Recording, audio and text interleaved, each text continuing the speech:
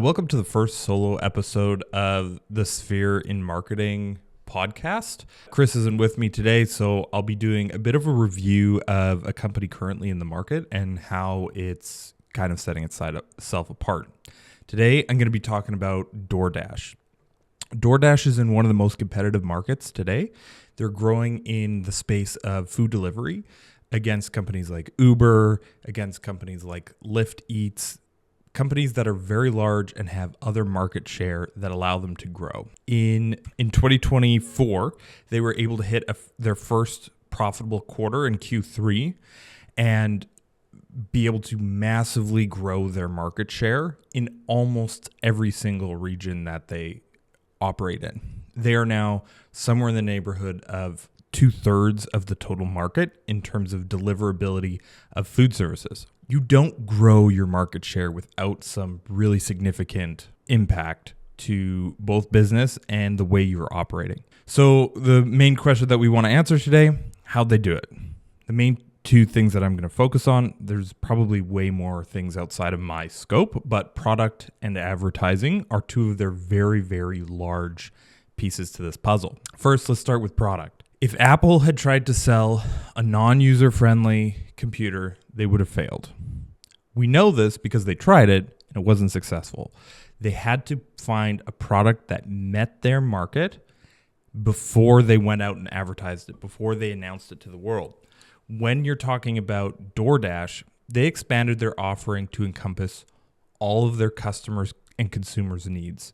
So whether that was delivering food from restaurants or delivering food from the grocery store, they expanded to fit a whole household's need of delivery services. What that means for the consumer is I need one app opposed to three. What this does is it consolidates, and it means that when you're going to go get something delivered, you're always going to that same application, same company. So some people call it a mega app or a super app, where it serves so many purposes that people will be willing to get it for one of those services and then keep it for the rest of them. The other thing that it helps with is deterring competition from getting on those devices. If you can service every single one of your customers' needs in a specific niche, your competition's app won't get downloaded for one of those things. If you need food delivery, but you also need grocery delivery, and your app only does one, you're going to download the competitor's app. If you can keep everybody on one ecosystem and one app, you've won the game in some sense. Finally, they targeted stickiness. With each one of their customers, they want to get people to stay longer, to spend more money, and increase that lifetime value of a customer. What they did was a membership. So as of Q3 2024, there were reported 19 million Dash Pass members. This keeps people coming back and provides additional value through deals, through membership sales, through also lifetime value. If I keep ordering over and over and over again, I'm a better customer, and whatever spend you took on the marketing side and the advertising side to get me onboarded can be spread across many transactions. On the marketing side is where it gets a little bit more interesting from my perspective. I'm a marketing first guy. DoorDash has been creating great advertisements. These ads are delivering fantastic campaigns in the right audiences.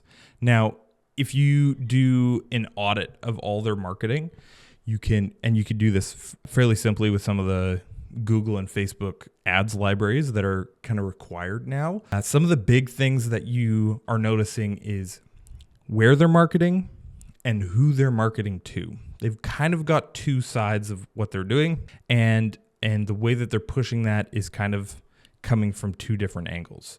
So we'll start off with the social media side. So they're using influencers, they're using inspiration, they're using demand capture ads, they're using restaurant highlights, and they're also using memes. So they're trying to target the humor side and the consumer side of I want to be entertained on social media. I want to be entertained in my ads. I want to be entertained in everything that I do now.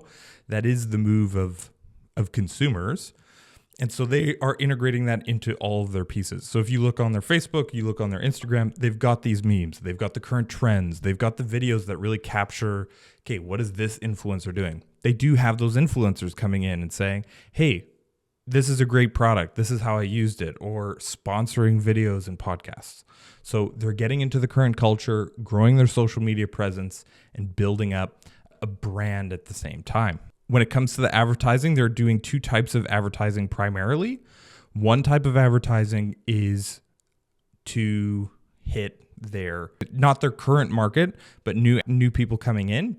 So if you're searching for a specific cuisine or you're searching for a specific restaurant, they're showing up really, really specifically for those types of ads on demand, high demand search queries. So they're not showing up for everything. They're showing up when you search for General Chow's chicken, you will see DoorDash can deliver General Chow's chicken. They're not saying we deliver all food. They're not being generalistic about it. They're coming in and they're hitting you exactly with what you searched for, and they're making sure we are going to solve the problem you just asked Google to solve. Another piece that they're doing is they're advertising a lot, and almost all of their campaigns that have assets like images and videos are towards this. They're advertising to new drivers. And the way that they operate this is they make it a gig economy style business. You could come in, you could do some deliveries here, there, or the other place. They are advertising it as a lifestyle change more than a full-time position where I've got a little bit of extra time, I'm going to go do a few deliveries. What this does is it pulls away from the idea that delivery drivers don't make very much money, and it pulls away from the idea that maybe there isn't good economics and that people are on the bad end of the economic side who have to work for these companies. And at the same time, it reminds consumers that DoorDash is there. You have a huge population of people who are doing DoorDash and also ordering DoorDash. So what they've done is they've really allocated all their budget for demand capture to these high intent searches. And then they're coming back and they're pushing primarily their focus onto get more drivers and get them driving regularly, because those people will also be customers. All right. So another thing I wanted to highlight with some of the numbers here on those ads. So if you're searching around in ads library on Google and Facebook, DoorDash has something in the neighborhood of 9,000 ads total between the two of them in where they have content on those ads. So that's videos, images, that kind of stuff. 9,000 ads, 7,200 of those are targeted towards new drivers. So the focus is very, very big on drivers and not as big on actually the sale. So what does this mean that they're doing?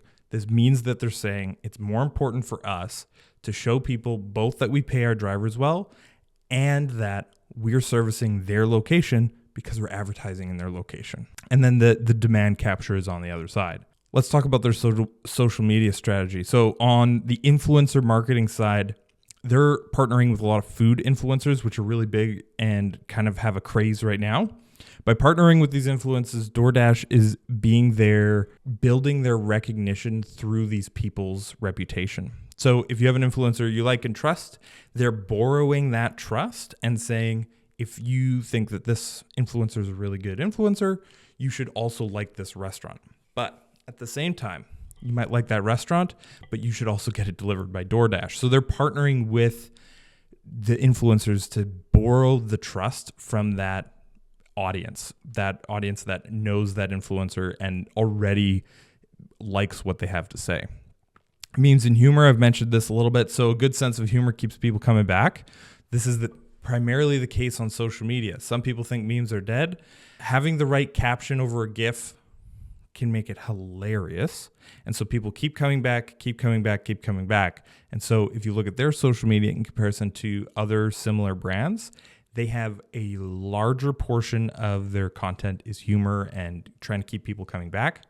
And what that means is they have one of the largest followings of a large growth company. They're also doing restaurant highlights. So they're going in and DoorDash is saying, here's a specific restaurant that is on delivery with us, and we'd like you guys to go check it out. This is a menu item. Here's something that you are really going to love, and they're advertising that on their social media in an organic way.